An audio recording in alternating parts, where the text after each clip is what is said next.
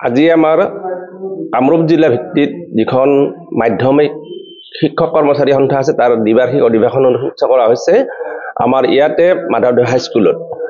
প্ৰতি 2 বছৰৰ মূৰে মূৰে এই অধিৱেশনখন পতা হয় আৰু ইয়াত বিষয়ববীয়াসকল বাছনি কৰা হয়, পুৰণি কমিটি ভংগ কৰা হয় আৰু লগতে এই 2 বছৰত যিমানখিনি খৰচ হয় গোটেইখিনি হিচাপ নিকাচ ইয়াত দাখিল কৰা হয়।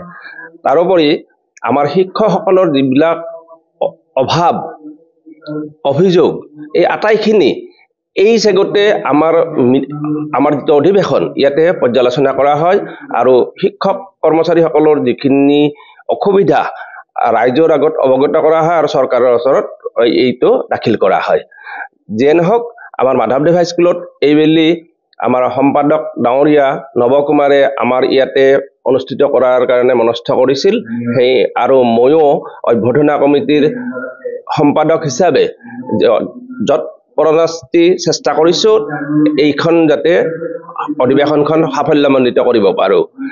অভিযোগ বহুতেই আছে, কাৰণ আপোনালোকে জানেই প্ৰতিখন স্কুলত এতিয়া আন্তঃগাঁথনি খুব বেছি ভাল নহয়। আমাৰ স্কুলত খৰালি মাহত বৰিয়া শুকান হৈ থাকে, বাৰিষা কাল পৰাৰ লগে লগে বানপানীৰ ভৰ্তি হৈ থাকে, কৃত্ৰিম বানপানী। ওচৰৰ যিখিনি পানী আছে গোটেইখিনি আমাৰ ফিল্ডখন ভৰ্তি হৈ যায়। সেইকাৰণে বহুত সমস্যা আছে। এইফালে আমাৰ ঘৰৰ অৱস্থা বেয়া, আমাক ক্লাছৰুমৰ প্ৰয়োজন, ক্লাছৰুম আমাৰ ছাত্ৰ ছাত্ৰী অনুপাতে বহুতে কম, বিজ্ঞান শিক্ষকৰ অভাৱ, গতিকে বহুতো সমস্যা আছে। এই সমস্যাখিনি চৰকাৰে যাতে আমাক অনতিপলমে সমাধান কৰি দিয়ে। তাৰোপৰি আমাৰ যিখিনি হাইস্কুল আৰু MV LP IC হেডমাষ্টাৰ আছে, ভাৰপ্ৰাপ্ত প্ৰধান শিক্ষকৰ দ্বাৰা চলি আছে। এই ভাৰপ্ৰাপ্ত প্ৰধান শিক্ষকখিনিক যদি সম্পূৰ্ণ নতুনকৈ মুখ্য প্ৰধান শিক্ষক হিচাপে নিযুক্তি দিয়ে তাৰ কাৰণে মই চৰকাৰৰ ওচৰত দাবী জনালো আৰু IC হেডমাষ্টাৰখিনিক যাতে তেওঁলোকৰ যিখন স্কুলত তেখেতে কৰ্মৰত হৈছে সেই স্কুলতে যাতে তেখেতকক মকৰল কৰে তাৰ বাবে মই মুখ্যমন্ত্ৰী মহোদয়ক সজোৰে আহ্বান জনাইছো আৰু আমাৰ সন্মানটো অটুট ৰাখিবলৈ তেখেতক শ্ৰদ্ধা জ্ঞাপন কৰিছো।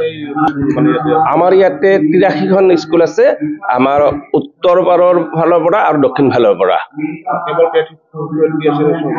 চব অকল টেট নহয়, আমাৰ যিটো আমাৰ সদৌ অসম ৰাজ্যিক যিখন আমাৰ মাধ্যমিক শিক্ষা পৰিষদ আছে সেই শিক্ষা পৰিষদৰ অন্তৰত প্ৰতিখন জিলাতে একোখনকৈ মাধ্যমিক শিক্ষা পৰিষদ আছে।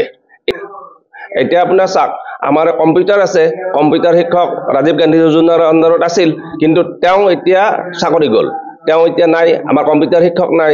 আমাৰ জেনেৰেল টিচাৰৰ দ্বাৰাই কম্পিউটাৰ কেতিয়াবা শিকাওঁ আৰু কম্পিউটাৰবিলাক নষ্ট হৈ গ'ল। স্মাৰ্ট ক্লাছৰ কাৰণে আমাক স্মাৰ্ট টিভি দিছে, কিন্তু স্মাৰ্ট টিভি দিলে কি হ'ব, আমাক উপযুক্ত ট্ৰেইনিং দিয়া নাই। ট্ৰেইনিং যদি পায়, প্ৰশিক্ষণ যদি পায়, তেতিয়াহ'লে আমাৰ শিক্ষকখিনি নিশ্চয় উপকৃত হ'ব।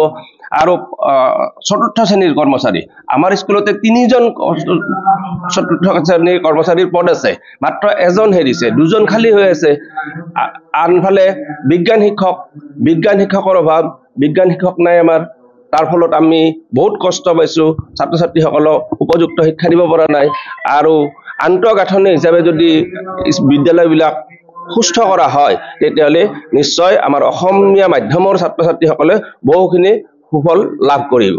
অসমৰ সংবাদ জগতখনৰ বাবে এক সুখবৰ।